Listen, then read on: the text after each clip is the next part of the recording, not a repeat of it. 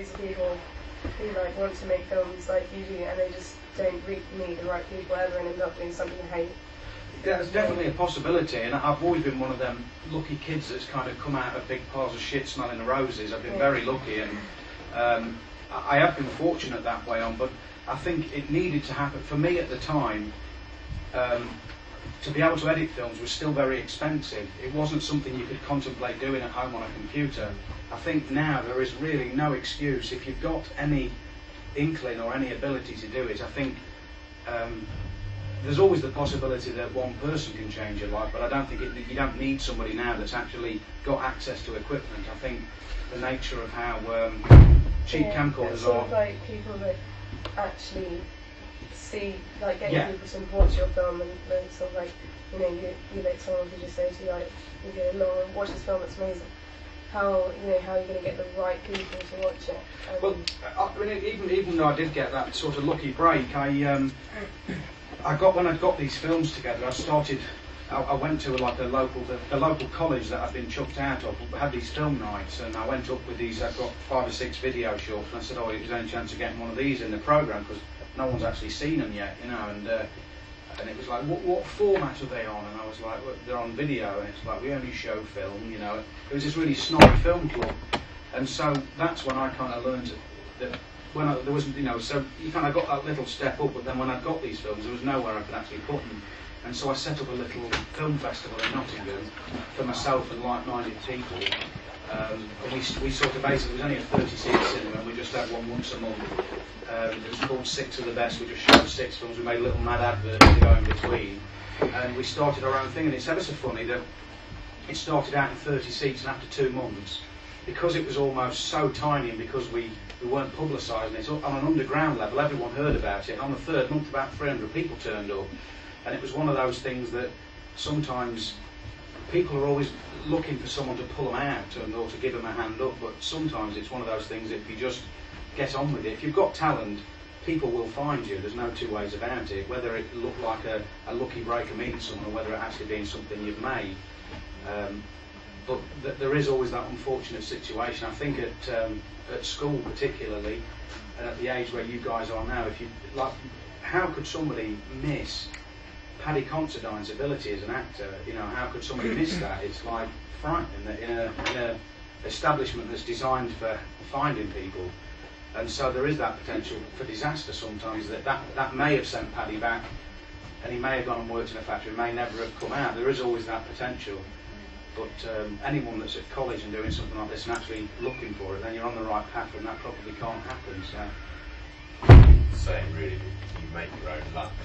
You do make some of your own luck, but you know, I know I'm a jammy bastard as well. I've been really lucky. There's no 2 ways about it. But the other thing is, there's some people you can't help. You can offer them help. There's some people that want everything doing for them. I got put into a fortunate position, and I worked my guts out. You know, I was working all the hours God sent to make those films. It wasn't like it kind of edited themselves, but you've got to know when to take advantage as well. That's the big thing, because you know, you might not know you had a lucky break if you haven't made the best of it. When you're making Once Upon a Time in the Midlands, did you have to like conform to what other people wanted a lot more compared to like your short films? Yeah, well, the way that it worked on that one is I've got a producer that I work with.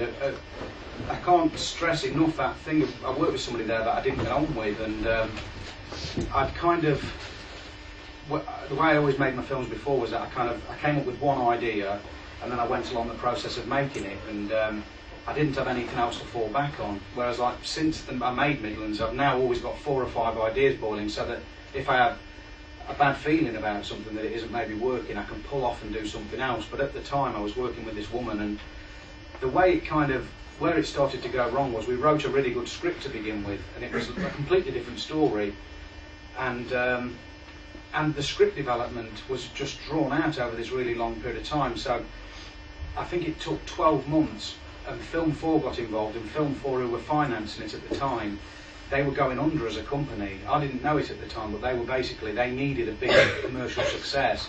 So every time I go for these meetings, you get these people sort of sat there suggesting cast members. And to be fair, they're good people that are in the film. It's not like, you know, I got like Little Mo off EastEnders or something. They were decent people. But it all went. So the script when we got there, the thing is, because of how I've been over the years, I've always dug myself out of holes, and I kept thinking to myself, well, look, I'll go along with all this script shit, and when I get on set, I'll do my own thing. So I created a script that was about 110 pages, and I thought what I'll do is I'll just do what I normally do, and I'll improvise and change everything when I get there. But about a week before we started shooting, you have to have insurance companies who like guarantee the film, and you can't make a film now in this country without like an insurance bond. And they came in a few days before we started shooting, and they said I'd got to cut 25 pages out of the script, and they took about £500,000 off the budget and shrunk everything down and condensed it. So this little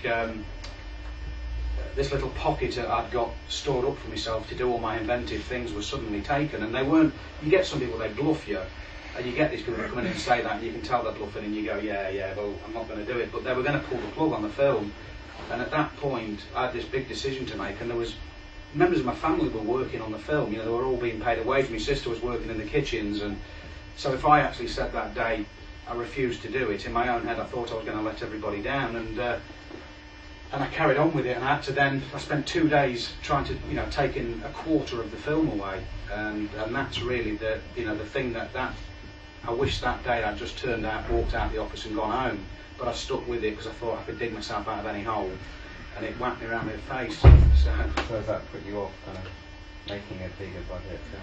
Not making a bigger budget film. It's made me. There was the one time I didn't trust my instincts.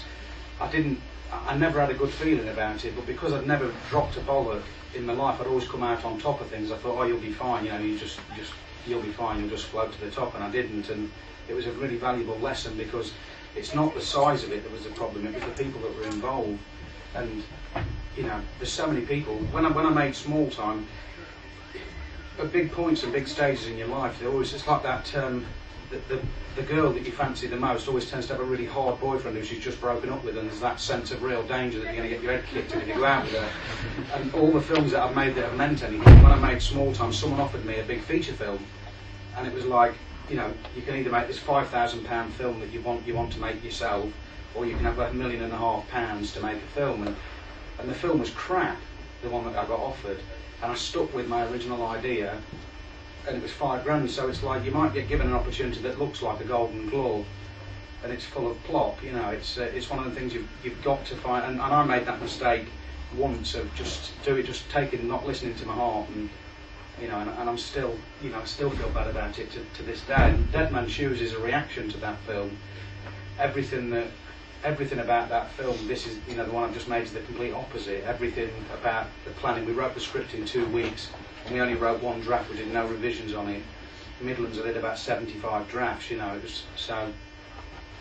The positive thing is, if I'd not made Midlands, I wouldn't have made Dead Man's Shoes, and I love Dead Man's Shoes, so it was probably worth going through. But the secret is to listen to that.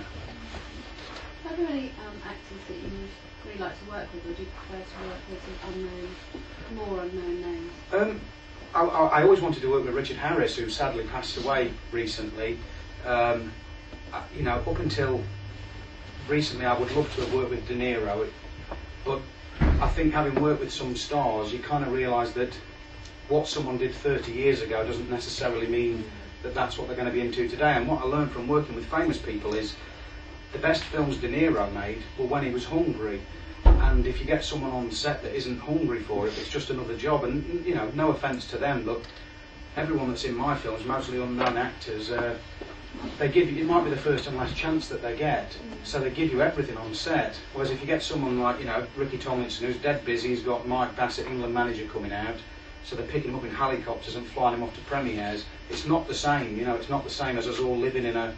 We all, on the last film that we made, we all lived together in a couple of bungalows and lived like a family. There was no mod cons in it. And for my films, I think I thought I wanted to work with those people, but you sort of think, so it might be a bit of a pipe dream, because if you get them there, if they just turn up and want to just read the lines, then yeah, and it ruins what your films are about. So.